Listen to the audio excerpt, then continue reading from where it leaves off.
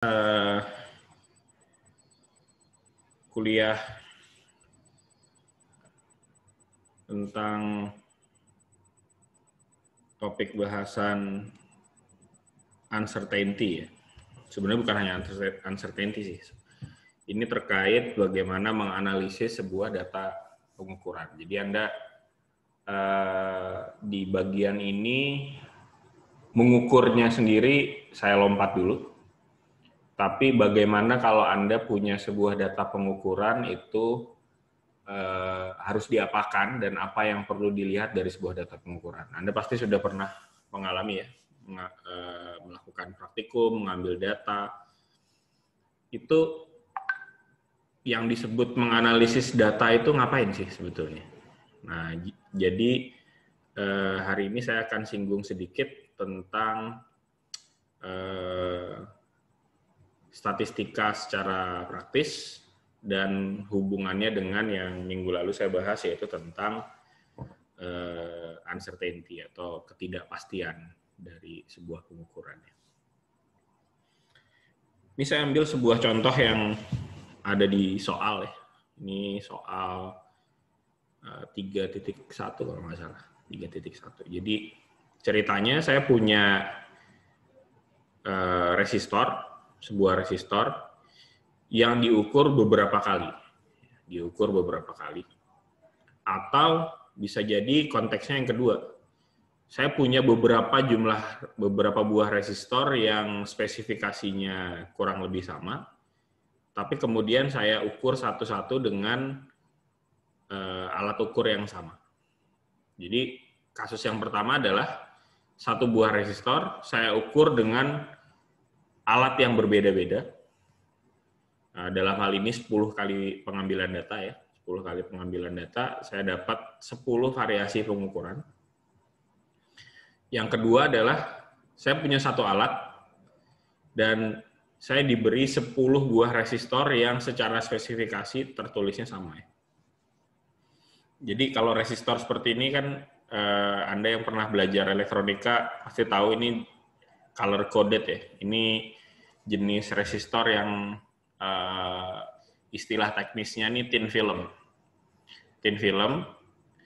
Jadi ini itu dibuat di pabrik dengan campuran tertentu dan diberi kode pita warna di sini. Pita warna untuk menyatakan nilai resistansi. Pita warna yang pertama ini menyatakan digit pertama, pita warna yang kedua menyatakan digit yang kedua, pita warna yang ketiga menyatakan jumlah 0, dan pita warna yang keempat ini adalah toleransi. Nanti kita bisa pelajari lebih jauh. Jadi ini adalah resistor yang berdasarkan spesifikasi itu tertulisnya 100 ohm. Karena coklat itu 1, 0 itu 0, dan yang terakhir ini coklat juga, artinya jumlah 0-nya 1, jadi 100 ya, 100, 100 ohm. Nah, ternyata ceritanya setelah diukur 10 kali, itu tidak selalu persis 100. Pengukuran pertama dapatnya 100 pas, pengukuran kedua itu 100,9, pengukuran ketiga 99,3, pengukuran keempat 99,9 dan seterusnya. Ada variasi di situ. Hal serupa ini sering Anda temui kalau Anda melakukan pengukuran ketika praktikum ya. Ada diambil 5 kali data yang sama misalkan ya. Dia pengambilan datanya 5 kali misalkan. Anda mengukur apa? Temperatur misalnya, diukur 5 kali. Ternyata ada variasi angkanya, tidak persis sama.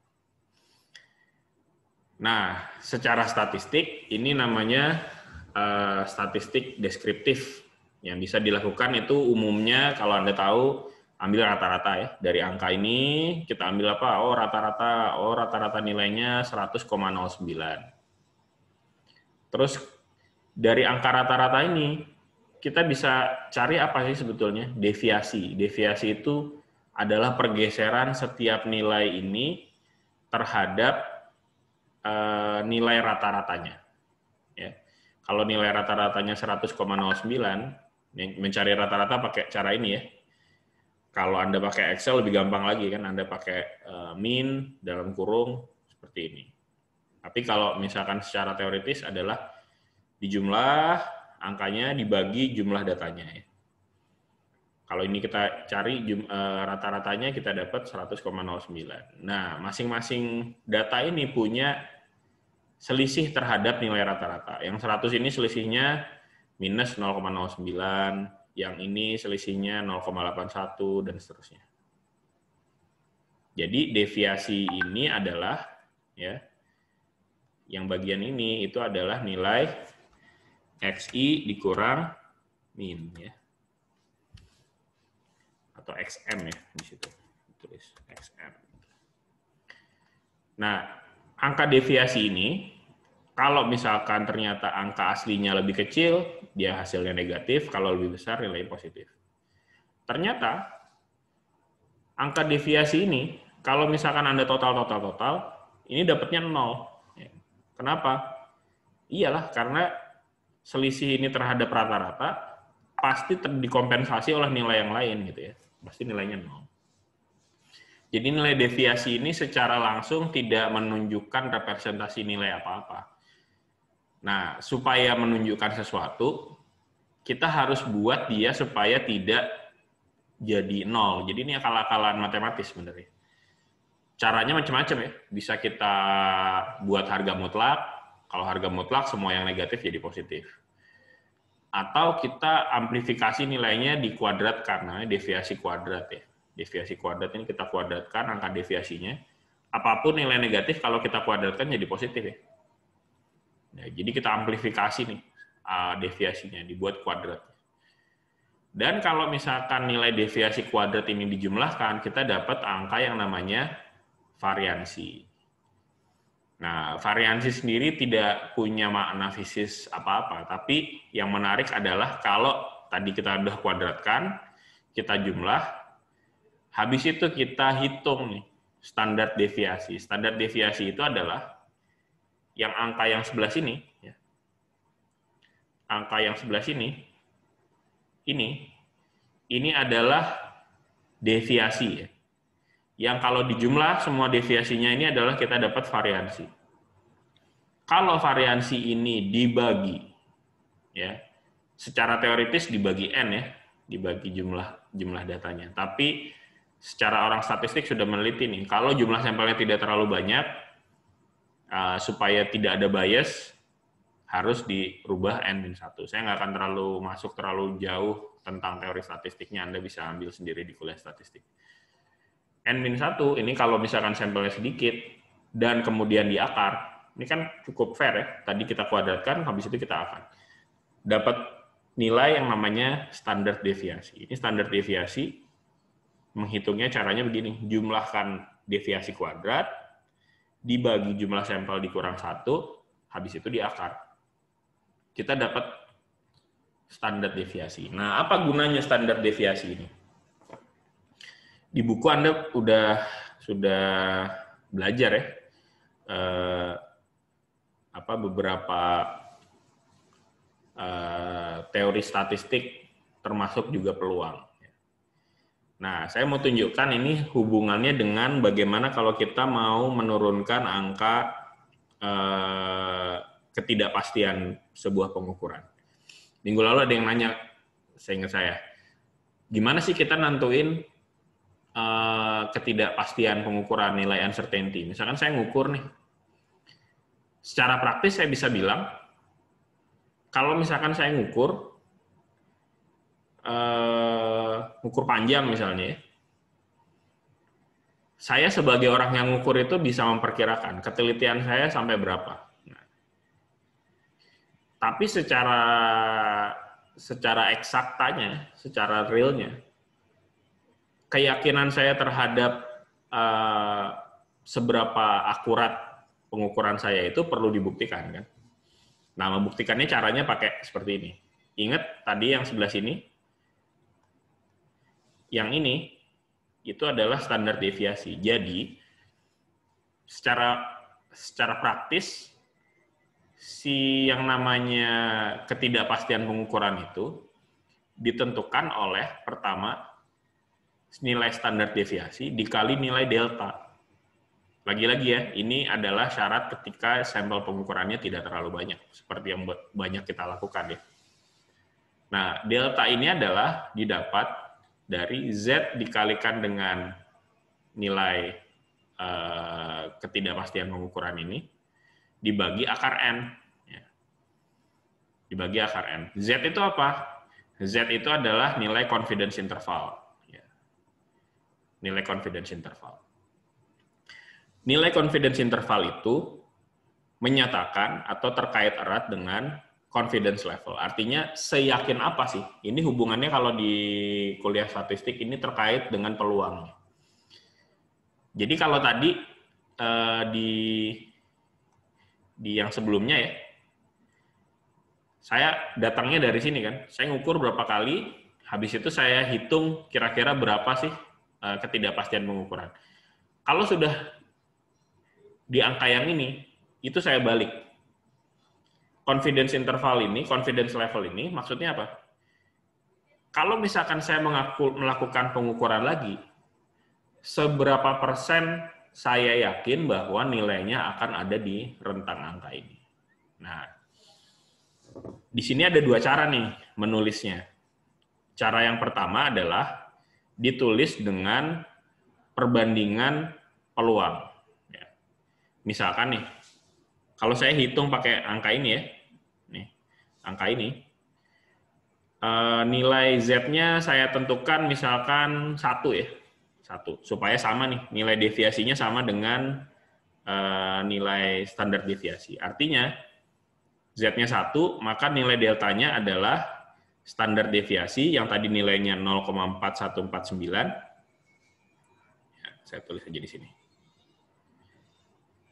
Yang ini adalah 0,4149 dibagi dengan akar N. Artinya akar 10 ya. Akar 10. 10 pangkat 0,5. Kalau Anda hitung ini, maka Anda akan dapat nilai yang seperti ini. Nilai delta dikalikan dengan sigma ini adalah 0,131.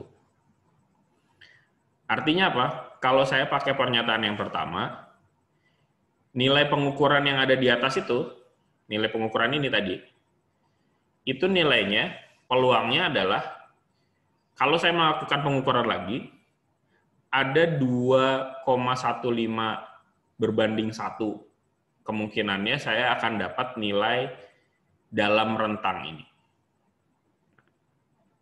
2,15 banding 1 itu kecil apa gede? Kecil ya sebetulnya ya, peluangnya. Kalau 1 banding 1 aja kan berarti 50-50 tuh, 50%. Nah, 2,15 banding 1 ini ya 65% lah kira-kira ya, kurang lebihnya. Nah, ini angkanya segini. Kenapa kok peluangnya kecil? Iya, karena saya ngasih angkanya cukup strict nih. 0,131. Artinya, bayangin aja, dari angka pengukuran ini, yang tadi deviasinya di bawah 0,131 itu hanya ada berapa nih? 1, 2, 3, 4, 5. Ya. Dari data sampel ini aja ada 5 tuh kemungkinannya. Saya dapat angka. Tapi lumayan loh, 5 itu kan berarti kan 5 berbanding 10 tuh. Nah, kalau saya ambil data yang lebih banyak, dia akan semakin mendekati ini nih peluangnya. Ilmu peluang itu jadi ilmu dari coba-coba kemudian dimatematikkan. Nah, gimana kalau saya pengen lebih yakin nih, lebih pasti kalau misalkan saya ambil lagi, kemungkinan besar rentang yang keluar di dalam rentang ini. Nah, saya naikin angkanya. Kalau misalkan 131, mungkin kemungkinan hanya 5 berbanding 10 tadi ya, dari data yang sudah ada. Tapi kalau misalkan saya naikkan batasnya, 0,262 nih, 2 kalinya ini. Nah, kalau misalkan di sini, angka ini, dapatnya 21 banding 1 nih, 10 kali lipat lebih tinggi. Atau kalau misalkan di cara yang kedua, keyakinan saya tuh 95,4% nih. Kenapa? Karena confidence intervalnya saya naikin jadi 2. 95,4%. Nah, dari sini kita bisa lihat nih, bahwa semakin besar nilai ketidakpastian yang diletakkan, itu confidence levelnya otomatis semakin tinggi. Kenapa? Ya karena kita lebih yakin bahwa angkanya itu pasti dapat di situ. Nah, tapi kalau angkanya terlalu besar, ya berarti secara spesifikasi pengukuran jelek. Ya. Bayangin, kita misalkan meletakkan confidence levelnya misalkan 100%, kalau 100,09 plus minus 1 ya. Berarti kan nggak mungkin lah bisa 100,5 gitu ya. Atau nggak mungkin lah 102 misalnya. Ya, kita bisa bilang begitu 100% itu pasti. Ya pasti, tapi angkanya jelek sekali. Nilai uncertainty-nya terlalu besar. Nah, sebagai contoh lagi. Tadi di data ini, kita tahu bahwa dari hasil pengalaman, yang terbesar itu adalah deviasinya 0,81. Ya. Jadi seandainya saya tulis nih, 100,09 plus minus 0,81. Ini kira-kira confidence levelnya berapa ya? Nah, kita bisa cek nih. Kalau kita masukin aja 0,81 itu adalah Z dikalikan sigma dibagi akar N ya. Kita tahu Z-nya itu 6,17. 6,17 itu berarti 6,17 dikali standar deviasi. Kalau di tabel, confidence interval yang 99,9% aja 3,3, berarti 6,17 itu tuh pasti memberikan confidence level yang tinggi sekali nih, mungkin 9,9999. Artinya keyakinannya tinggi sekali ya. Kenapa? Ya pastilah dari data ini aja, kalau kita letakkan angka 100,09 plus minus 0,81, semuanya pasti masuk gitu ya. Semuanya pasti masuk. Ya kita bisa bilang 100% tuh confidence intervalnya. Jadi ada pemahaman bahwa semakin besar nilai uncertainty yang kita letakkan, maka confidence interval kita semakin besar. Tapi bukan berarti pengukurannya semakin baik ya. Bukan berarti pengukuran semakin baik. Itu semacam jaminan. Jadi di minggu lalu saya sempat sebut, salah satu yang terpenting dari seorang insinyur itu adalah untuk meletakkan angka ini. Bahwa kita bisa menggaranti ya, kita bisa memberikan garansi berapa sih kepada user kita, kepada klien kita, bahwa nilai pengukuran yang kita berikan itu tidak akan lebih dari angka itu. Misalkan nih, saya beri sebuah resistor 100,09 plus minus 0,1. Berarti klien saya layak yakin bahwa ketelitian resistor yang saya beri itu tidak akan lebih dari plus minus 0,1. Sementara ada engineer yang kedua ngasih 100,09 plus minus 1 gitu. Tapi confidence-nya 100% gitu ya. Yang pertama mungkin confidence-nya hanya 90%. Kira-kira klien akan pilih yang mana? Apakah dia hanya akan berdasar kepada confidence level-nya? Kan nggak mungkin ya. Dia pasti akan pilih yang lebih teliti, karena dia nggak mau nanti barang yang dia pakai ternyata nilainya loncat ke sana kemari karena nilai ketidakpastiannya rentangnya terlalu besar. Walaupun yakin pasti akan di angka itu iya, tapi secara performance tidak bagus. Nah itu gambarannya ya. Nah lalu apa yang bisa kita lakukan ya? Itu kalau tadi bicara dari satu komponen tuh. Kalau misalkan saya punya sebuah komponen yaitu resistor, dengan saya ukur berapa kali, saya bisa tentukan tuh nilai ketidakpastiannya. Nah, nilai uncertainty ini akan bergerak nih, tergantung bagaimana kita memakai komponen itu. Nah, kalau misalkan komponen yang sama nih, satu resistor saya susun 2 seperti ini, dalam seri atau dalam paralel, itu bagaimana perubahan nilai uncertainty-nya terhadap nilai yang asli gitu ya. Nah, pertama kalau seri ya, ini saya asumsikan 2 ini punya nilai uncertainty yang sama. Saya ambil yang cukup moderate saja ya. 100,09 plus minus 0,262 ohm. Ini saya punya confidence levelnya 95,4%. Artinya kalau saya punya 100 buah resistor, kemungkinan 95 resistor itu nilainya akan ada di rentang ini. Kemungkinan akan ada 5 resistor yang nilainya di atas ini, tapi 95 dari 100 akan ada di angka ini. Jadi ini cukup bagus lah. Kalau saya letakkan secara seri, maka cara menghitungnya adalah, pertama, saya harus menghitung nilai resistansi pengganti RT di depannya ini, dan saya harus menghitung berapa nilai ketidakpastian yang baru ya. Kalau yang aslinya tadi nilainya 100,09, setelah saya seri, ini pasti akan berubah. Begitu juga dengan nilai ketidakpastiannya. Nah, kalau ini di seri, maka nilai RT-nya itu adalah RT sama dengan R1 plus R2 kan. Ini kan pelajaran fisika biasa ya. Nilai resistansi dari dua resistor yang di seri itu adalah R1 plus R2. Nah, nilai dari ketidakpastiannya itu dinyatakan oleh turunan parsial dari RT terhadap R1 dikalikan dengan nilai ketidakpastian dari R1 dikuadratkan ditambah turunan parsial dari nilai RT ini terhadap R2 dikalikan dengan ketidakpastian R2 dikuadratkan, kemudian dijumlah dan diakar.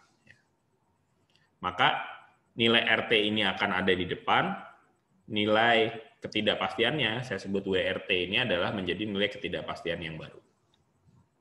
Dalam hal ini, kalau saya punya RT yang sama dengan R1 plus R2, RT ini kalau saya turunkan terhadap R1, yang diturunkan hanya R1-nya maka sama dengan 1. R2-nya, RT-nya kalau diturunkan terhadap R2 juga 1. Sehingga saya akan dapat seperti ini. Kalau RT-nya adalah R1 plus R2, saya akan dapat 200,18 ohm.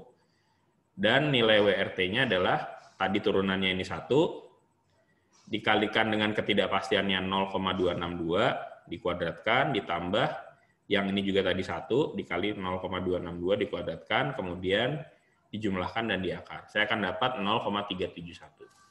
Sehingga dengan nilai confidence level yang sama, saya akan dapat nilai R penggantinya ini adalah 200,18 plus minus 0,371 ohm. Ya. Ini 95,4%. Oh iya, sebelum lupa, ini ada dua cara ya menulis ini ya. Ini kalau saya tulis dalam satuan ohm ya. Bisa juga saya tulis dalam satuan persen. Kalau saya tulis dalam satuan persen, maka saya harus tulis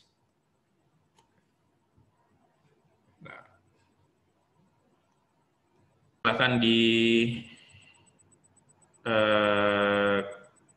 lihat pembagian kelompoknya dan diikuti. Saya tutup kelas hari ini. Assalamualaikum warahmatullahi wabarakatuh. Waalaikumsalam warahmatullahi wabarakatuh. Terima kasih, Pak. Terima kasih, Pak. Terima kasih, Pak. Sama.